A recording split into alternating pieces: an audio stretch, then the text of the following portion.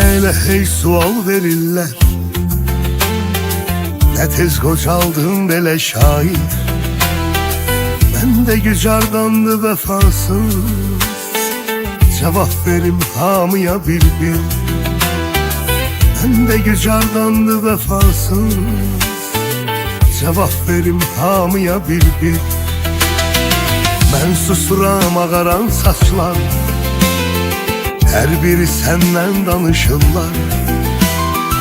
Yenə səni məndən soruşurlar, yenə mənə məndən danışırlar. Yenə səni məndən soruşurlar, yenə mənə məndən danışırlar.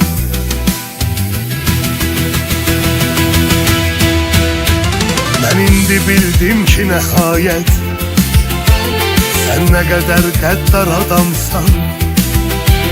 Bağışlanılmazdı xəyanət, sən də xəyanətkar adamsan.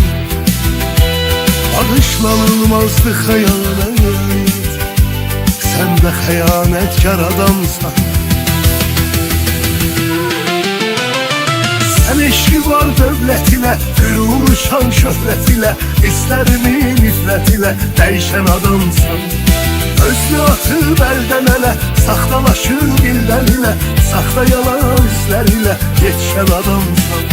Sən eşki var dövlətinə, qüruruşan şöhrətinə, istərimi nifrət ilə dəyişən adamsan. Özünü atıb əldən ələ, saxtalaşıb ildən ilə, saxta yalan izlər ilə yetişən adamsan.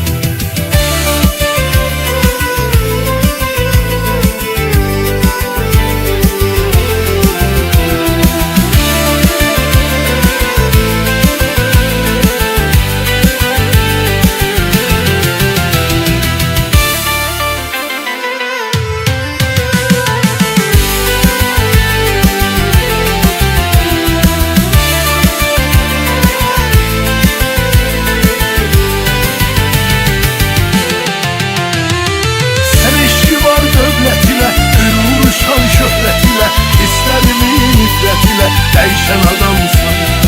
Özünü atıb əldən ələ, saxtalaşıb ildən ilə, saxta yalan izlər ilə yetişən adamsan. Sən eşki var dövlətinə, qüruruşan şöhrətinə, istərimi nifrət ilə dəyişən adamsan. Özünü atıb əldən ələ, saxtalaşıb ildən ilə, saxta yalan izlər ilə yetişən adamsan.